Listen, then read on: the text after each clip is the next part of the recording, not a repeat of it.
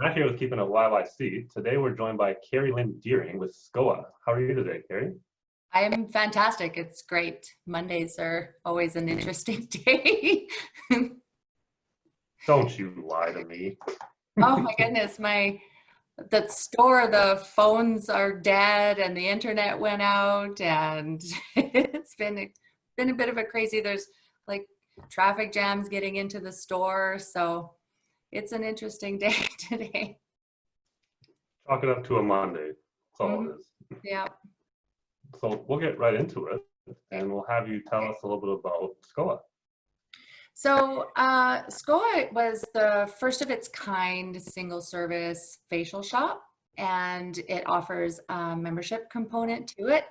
So what essentially you're going to be coming into is a service and a store where we specialize in only one service, which really makes us experts in what we're doing.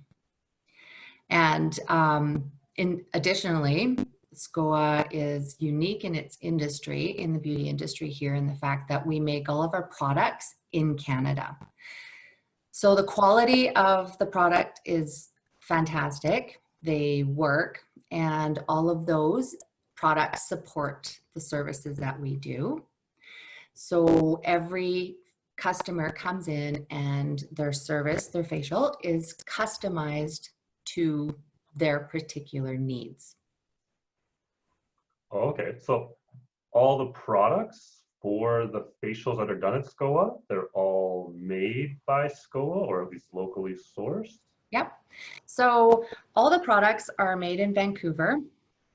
Okay. And then we train all of our, what we call skincare trainers. Those are the ones that are performing the services. They are trained all in the same way so that essentially you are getting the same service, kind of like a Walmart. You walk into a Walmart, you always know over here is going to be the food or over here is going to be the clothing section. Well, we want to remain consistent, and we want every customer coming in knowing that they're going to be getting a specific type of service with their appointment. Okay, so I'll ask maybe. What's it? Go ahead. Well, go ahead. We really strive. I think what sets us apart from a lot of the other places is that we focus on education, because there's so much information out there. You've got social media, you've got mainstream media, there's ads and posts telling everybody, buy this, use this for your skin or use that. And consumers can get very confused because they actually may not know what it is that's appropriate for their skin. So they come in and we educate and help explain the products or what they need to do at home so that they leave feeling confident that they know how to take care of their skin once they leave the store. Okay, certainly a more tailored type of solution rather just than a one-size-fits-all type recommendation. Absolutely. There's a lot of different salons and spas that you could go online and you can choose the service that you want, but they are cookie cutter scenarios and you may not know what is appropriate for your skin.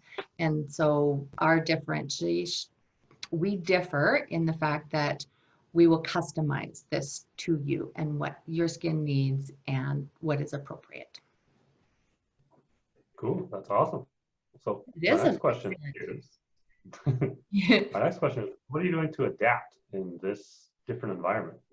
At the moment, we are launching virtual sessions. So what the consumer can do is book a 20-minute session with one of our skincare trainers, and they can discuss products that would be appropriate for them, how to use the product, what they can do with them and how often, and we evaluate what their skin is and really what they should be doing with it so that they're not confused, or if they're just not ready at the moment to come in and get a service, which some people are feeling very anxious, and we want to try to help alleviate that anxiety and still have them be able to take care of themselves at home. Yeah, so we'll still be able to help out if people are still feeling a little apprehensive about going Yeah. to.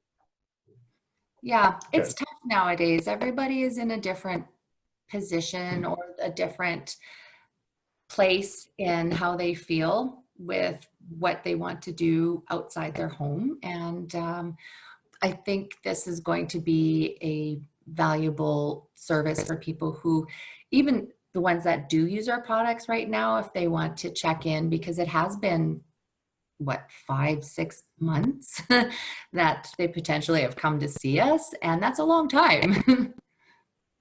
Yeah, sure is. So in general, what do you think the people can do right now to support local? I feel one of the best things that you can do for smaller stores or more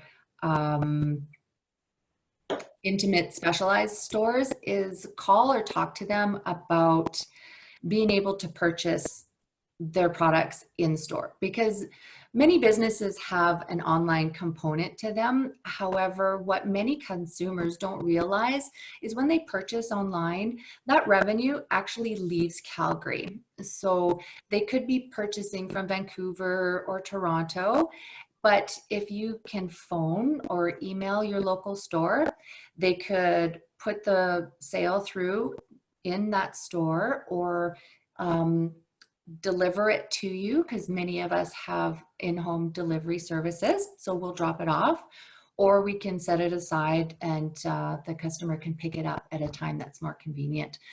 I just really feel that because online is so good and pervasive right now, and it's fantastic, but many people don't realize that that revenue doesn't stay local. So what, just an example, what are you referring to? Are you talking about some of the online marketplaces, or how is the money going elsewhere in this case? Well, for example, if somebody were to order skoah products that they have in their house, many times there's deals or maybe specials going on, or they just feel that they would rather order them online.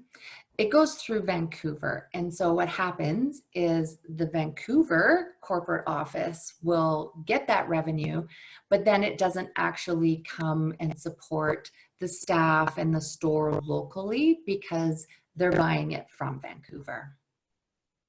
Oh, okay, I see. So this is more for places that have multiple locations and things like this. Yeah, Yeah. yeah. So Okay. a location like ours, we're a franchise, so I own this particular location.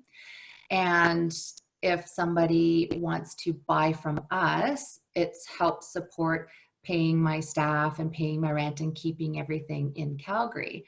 However, if they buy online, it goes to Vancouver instead. Oh, okay. That makes more sense then. Does that make sense? Yeah, absolutely. It's tough because people actually they don't know because we're under a big brand of skoah, and it's no, i'm not I'm not putting any fault. It's just the knowledge, they just don't realize. They just think it's all one big store. If they live in Calgary, then the revenue will stay in Calgary, but that's not actually how it is. So that's why if you can call your store or you can email them and just ask if they can do delivery or put it aside, then you're guaranteed that that money does stay in Calgary. Absolutely. So my last question is, do you have any tips and tricks you can share in relation to your expertise? Well, there's a couple things going on right now. As many people have experienced with having to wear masks all the time, they're starting to break out or have some real skin issues because you're always breathing into this thing and coming in for a facial, and we have products that can help with that you can either spray into your mask or spray directly on your skin either before or after you wear it to help prevent and or alleviate some of the breakouts. Additionally, memberships. So we have the membership component. What it will do is it will save you money. It gives you, we have two pricing structures. We have a retail pricing, so anybody can come in and get a facial. And then we have a membership pricing, which reduces the cost of the facial significantly. They get 10% product discounts. They always get free product when they come in.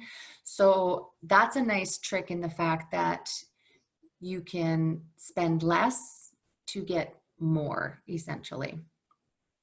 Oh, okay. So I gotta ask totally straight up ignorant questions. Never having had a facial before, what kind of cadence do people, or is it beneficial for people to come in and get a facial? Because you're mentioning membership, that implies that the cadence should be pretty consistent or pretty often. So is a facial something that you should be getting quite often, or do you have any feedback on that? Well, we recommend typically between a 4 to 6 week period to come in for a regular facial, especially if you are trying to achieve a specific goal with your skin. Some people want to maintain their nice complexion or their nice texture of their skin. And that gives you an opportunity to do it regularly. The skincare trainer that is looking at your skin will be able to also see, are there changes going on in your skin, or should there be a different regimen that you're doing or a different product set that would be more appropriate. Many times skin can change with the seasons.